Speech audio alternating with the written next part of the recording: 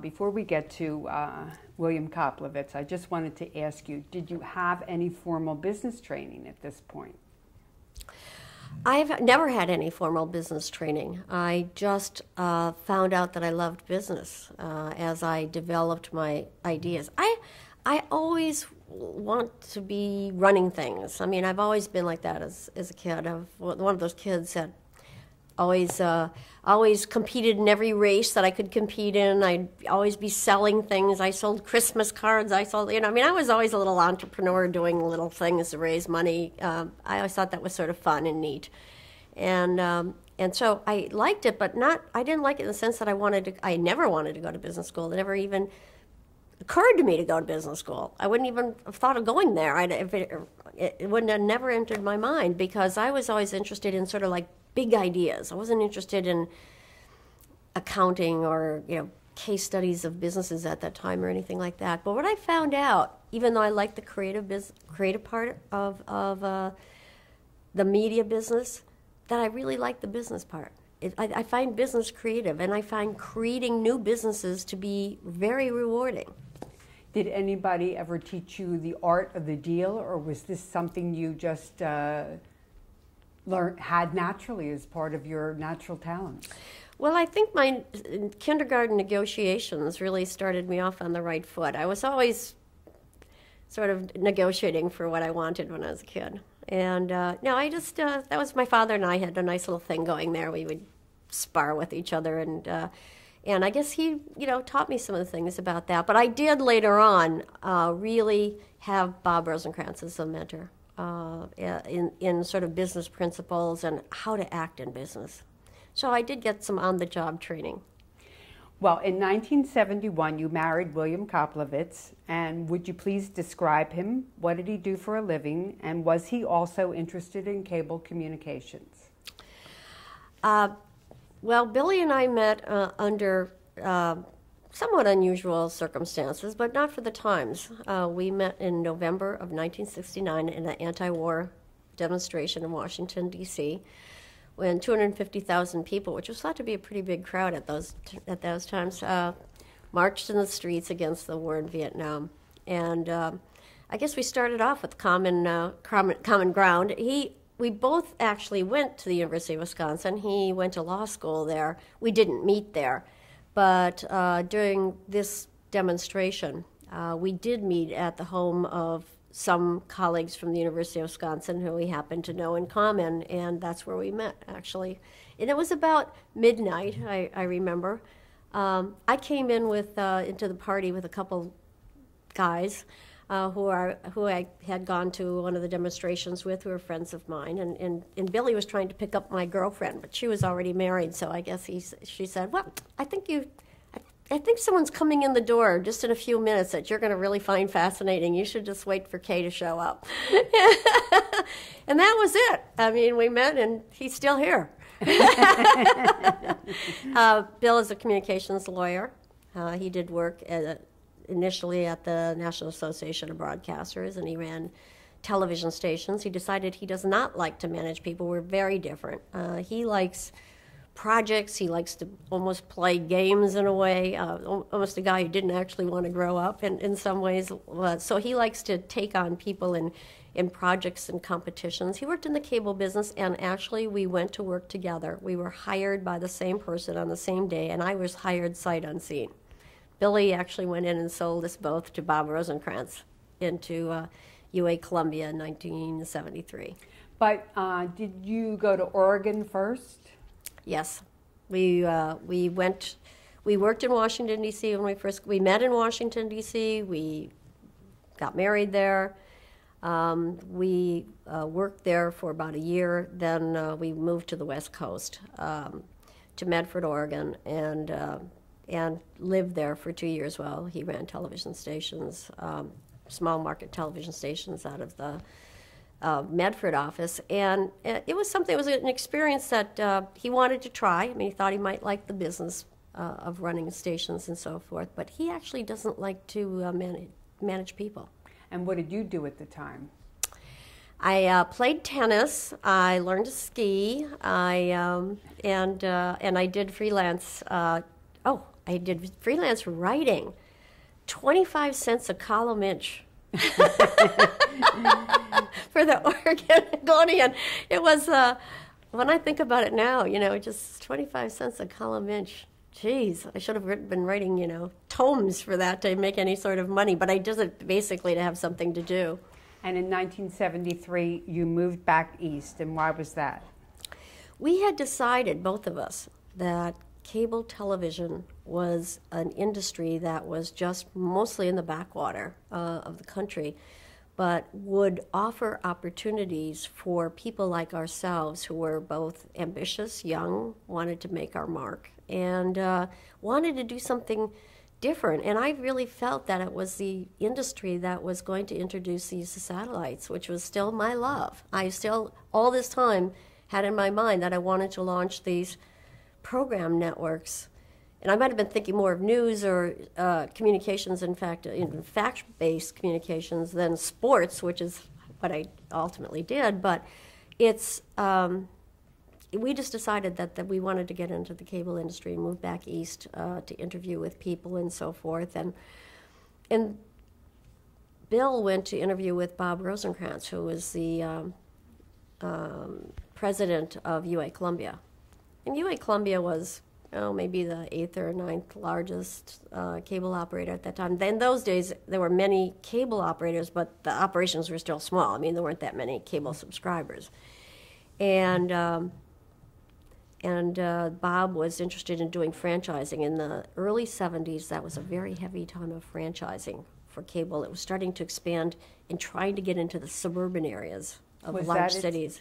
I'm sorry, was that the main business of UA Columbia at the time? Yes, UA Columbia was a cable television company. They owned cable television systems and ran them. And Bob had the background of doing closed-circuit fights, on delivering closed-circuit fights into arenas and stuff where people came on a pay basis. And he understood the power of being able to offer different programming to people. And I think he did that for Westinghouse, if I'm not mistaken. Well, let me just so ask. He understood the power of what cable could be, even though it wasn't at that time. I just wanted to go back a little bit. When you first went to Washington, you had a consulting business? I did. Well, when we first went back to Washington, I did go back to my consulting business, and that was mostly print at the time. I did publications for various media companies, their own employee publications, that kind of thing. So I just picked up a bunch of clients or people that I had done business with earlier before we left Washington, D.C. So before you, but that was only for a short period of time because we just went back to Washington for maybe, I can't remember, 6 or 8 months or something like that. So just as a point of reference, how did the world of work exist for women at that time in the early 70s? And how did you already try to start to change it? I wasn't really looking at changing the world for women, to be honest with you. I was really focused on pursuing my passion for launching these program satellite networks. And I was looking for the opening to do that. And I really felt that I didn't think that I was going to be having barriers because I was a woman. I just refused to believe that. It's probably true, but I refused to believe it. I just didn't want, because you can make excuses for not doing things, and I just was never one to do that. I really wanted to pursue this, and I knew I had the passion and the experience, because now I produced television programming. I knew about satellites, and I thought that, my husband and I both thought that cable television was going to offer the opportunity to do bring new programming and so forth. And that was the beginning of some of these local sports networks and things that were coming into the marketplace in the early 70s, especially here with Madison Square Garden and around New York. And you could see the potential was just starting to bud. And cable, to be anything, had to offer more than just off-air signals, because if it was just off-air signals, would never grow. People wouldn't have paid for that. I mean, people had the attitude of, what, pay for television? You must be crazy. I don't need any more television. I've got these 3 television networks. It was just not it wasn't still a thought that people, really held on to. They rejected it, as a matter of fact. And but I still was a real believer in it. And I think in Bob Rosencrantz, we found somebody who believed in that. And it's kind of a cute story, actually, because Bill went up to interview with Bob, and he came back and he said, well, I have good news and bad news. And I'm one of those people I always want to get the bad news over with. So I said, give me the bad news. And he said, well, we have to move to New Jersey. And of course, I only knew New Jersey, like the part where you go past the oil tankers, and stuff like that on the turnpike. So I thought, New Jersey, oh my God. And he said, but the good news is we both have jobs. And I said, oh yeah. And he said, yeah, Bob looked at, your resume, and he said, boy, she looks like she's really, hot. She's got some real talent here. What's your wife like? And so I Billy described however you described me. But Bob actually called one of my references, who was a friend of mine from the Communications Satellite Corporation, and he said, is she some sort of Amazon? I mean, is she a feminist or a women's libber or something like that? I mean, am I going to have a lot of trouble with this woman? I don't know what Alan said, but Alan Casper was a longtime friend, and I'm sure Alan got a kick out of all that. But Bob decided to take the risk, and I sort of say I began my career there as a pig in the poke. He actually never met me before he hired me. Well, that's what exactly were you hired to do at UA? We were both hired to do franchising. So we worked at the local community level, expanding the franchise opportunities in the cities and towns in which UA Columbia could go into, and we both did that for 2 years, and then we were very successful. Bill what was your title? I don't remember our titles. Mm-hmm. Was there a business model? Yeah, so definitely. I mean, one of the things that was really interesting about it was that to do the franchising, you had to learn a little bit about every aspect of the cable television business. So it was like a crash course in what the engineering plans were, what the legal process was, what programming could be offered. So very early on, in the early 70s, I really got a crash course in what was then available in the industry and how it was going to work. And your job was really to go out before mayors and councils and convince them to grant you a franchise. And in those days, it was very interesting. There were about 5 or 6 companies competing at every single franchise hearing, and only one company, generally speaking, got a franchise. So it suited Billy and me perfectly because we're both competitors, so we loved it. And in a way, we loved the competition of it. And we were very successful for UA Columbia. And Bill, interesting, has continued to do some business in the cable with different cable operators in the intervening years. But he stayed in that business. He stayed in the franchising business in cable. I wanted to be in programming.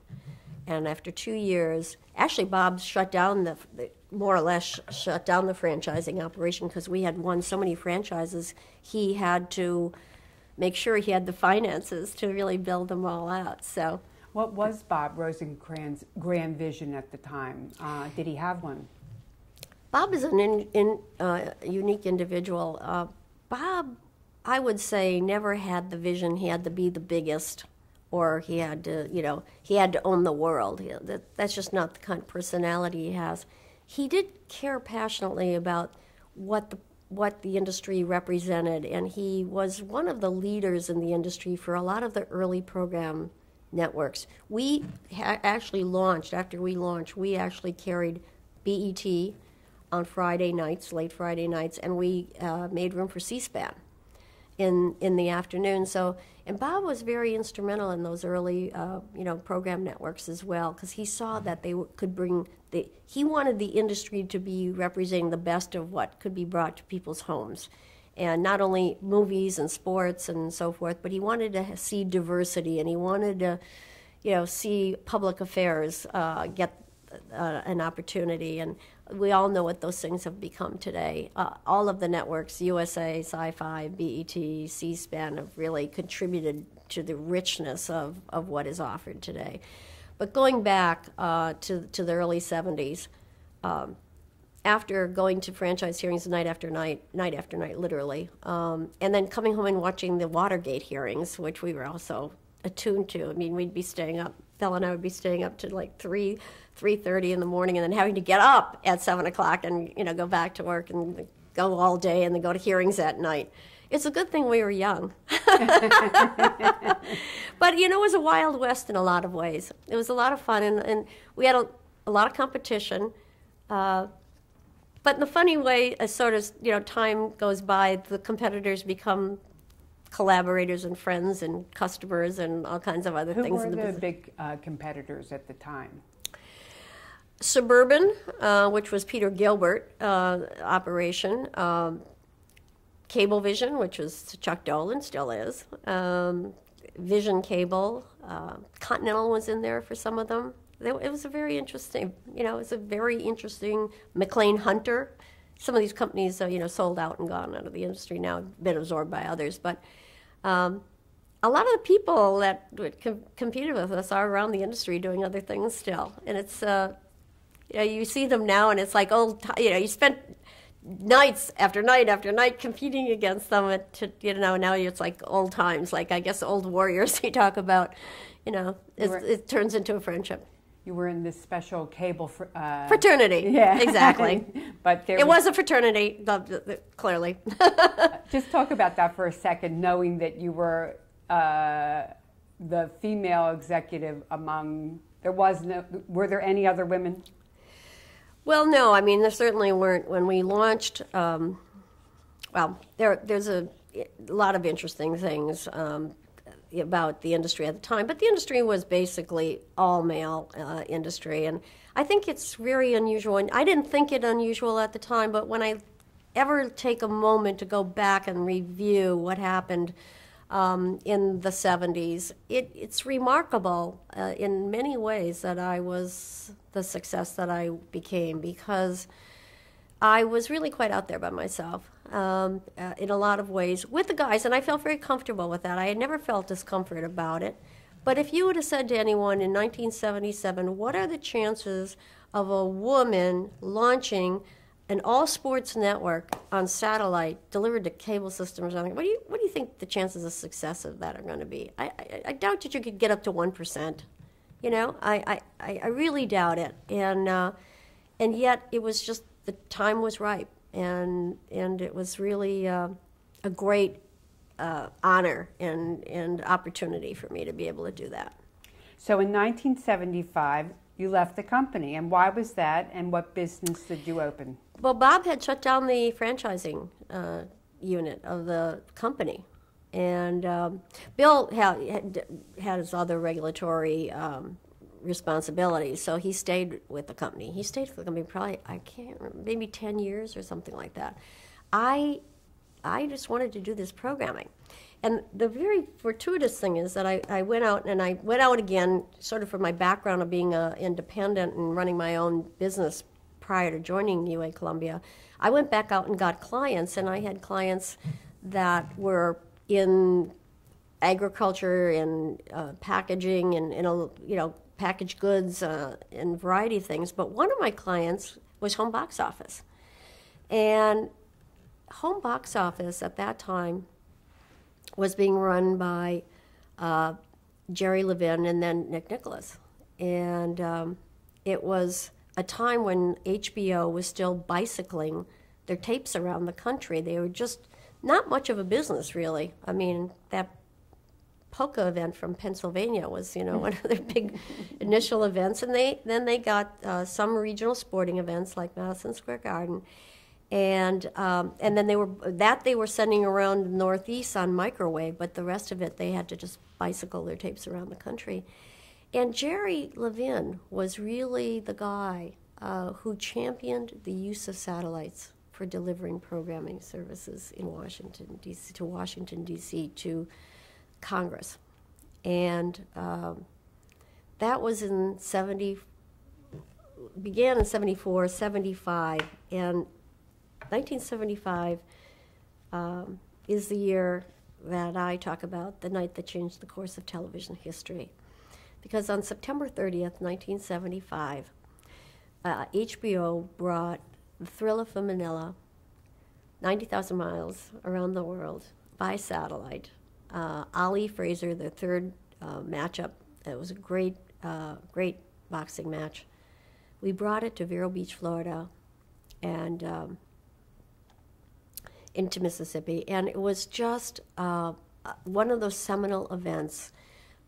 I was running the event for Home Box Office. They were my client, and we had congressmen and senators from Washington, probably about 200 people, and from the local government in Vero Beach, and they saw firsthand the power of being able to bring that live fight from Manila into the homes of cable subscribers and realized what a value it was for commercial purposes. And that's the event that triggered the approval of use of satellites in the cable industry. So there it was. That was the night. And that system happened to be owned by UA Columbia. And Bob was there. Bob Rosencrantz was there that night. And Ken Gunter, who was the engineer, head of engineering, he actually wasn't an engineer. He was one of the instrumental people in really getting satellite technology into the industry. And it was just a night of celebration. And Bob said to me that night, he said, "Kay, this is what you've been waiting for. We're going to launch some program networks." He said, "This is really going to drive our business." And it wasn't really, we did no research. It wasn't, hard to think of what to do because HBO had really staked a claim on movies, and we said sports. And so we went after sports and went after the contract for Madison Square Garden as the initial launch, and we launched Madison Square Garden Sports in September of 1977. But so you went back with Bob after the Yes, I Thriller from Manila. Yeah. He wanted you back. Is that what happened at that point? Right. Well, he said that UA Columbia put up the initial funding, which was $600,000 to launch Madison Square Garden Sports nationally, and then we went out and signed all the major sports.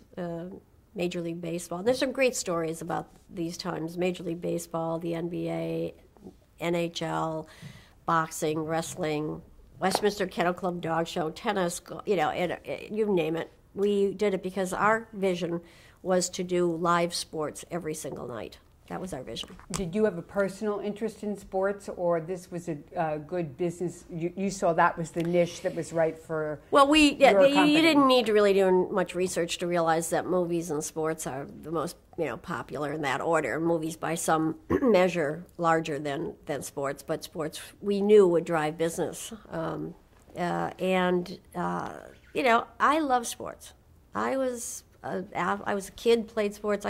Fact is, I played sports with the boys when I was growing up. I really enjoyed being out there competing. As I said, I was a speed skater. I competed in a lot of speed skating competitions. And I was a baseball fan when I was a kid. I was in love with Henry Aaron. I was really a sports fan. And Henry Aaron played for the Milwaukee Braves when I was a kid, and Del Crandall, Warren Spahn, Andy Pafko, you could name. I could name the whole team. It was. So I loved it. I was a kid, loved sports. I loved to play. Today I'm still athletic, and I just did it though because it was the right business decision to do, not because I was thinking that I was so much in love with sports. It turned out to be great fun though. I like the sports business, and. It was kind of an interesting story because the first contract 1979, this is April of 1979, and I'm going after the Yankees. I want to get the Yankees. Actually, it was before April. It was early 79, and I went to see George Steinbrenner, and I wanted to get the rights for the Yankees. And it was kind of interesting because it actually wasn't very hard to negotiate get coverage of the Yankee games. And so we comes April, beginning of the season, and we launch the first event with the Red Sox. It's the first game. So We didn't have cable. I lived in, my husband and I lived in Ridgewood, New Jersey at the time. Cable hadn't gotten to Ridgewood yet, so we drove up to the Playboy Club in New Jersey, where they had a satellite feed to watch this game. And it was a great game. Went in extra innings, and it was just everything you could hope for starting of the series. Go back home, I'm delirious. I'm so happy because I've sold this into the cable operators as an extra event, extra fee. They were paying us additional fees for the baseball series. Next day, the phone rings. I pick up the phone, and it's Bowie Kuhn, who's then the commissioner of Major League Baseball. Miss Koplovitz, he said, I see you televised the Yankee game last night. Oh, I did. I'm like bubbling over with enthusiasm. He said, that's not why I'm calling you, Miss Koplovitz. He said, I'm calling to tell you you didn't have the right to televise that game. Oh, yes, I did. I said, I've got this contract. George Steinbrenner, the Yankees, I've got a contract with them, signed contract. I'd be happy to have you look at it. And, he said, no, I don't need to look at it. He didn't have the right to sell you those games. Oh, he said, and I'm going to get a restraining order to stop you from televising any more games unless you just voluntarily step down. And I didn't know the mechanism. I mean, I've heard of restraining orders, but I didn't know exactly how they worked and how quickly he could get one. I didn't really know any of that. And I thought, oh my God, here I am, this new network, this fledgling little network, first basic cable network in the country. Sold this as a special event, and now I'm going to have to cancel it. This is going to be terrible. This is, So I said, I'll call you back. So I go down to talk to my husband, who's in another building in the same area, still working for UA Columbia. And I told him the story about Bowie Kuhn, and he said, well, it could be that Steinbrenner's violating league rules or where he can televise his games. So if he is, they could probably get the restraining order to stop you from televising the game next week. Next week, I said. Oh my gosh, now I'm in deep trouble. So I go back to my office and I'm thinking, what am I going to do? Meanwhile, unbeknownst to me at the time, Steinbrenner's calling Bob Rosencrantz and Joe Cohen. He's calling different people and saying, you've got to televise these games. He's really pushing hard on it. So I say to Bowie Kuhn, I say to him, call him back, and I said to him, I think people around the country really like to watch the Yankees. I think that, you should make an exception. I'm trying to convince him that this is the right thing to do. Not buying it. And I thought, oh my gosh. So I said, I'll tell you what, I'll trade you. Dead silence. Finally he says, trade me what? What are you talking about?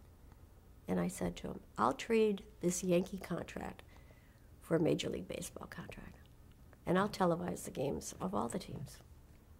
Dead silence. I waited. Finally, he said to me, I'll see you in my office tomorrow morning, Miss Koplovitz. And that's how I traded the Yankees for Major League Baseball. And that was the beginning of really bringing these major league sporting events to cable. It was the big breakthrough, and then went on right at the same time, right around spring of 1979, to negotiate the NBA basketball contract with then David Stern, who was then the general counsel, not the commissioner of the National Basketball Association.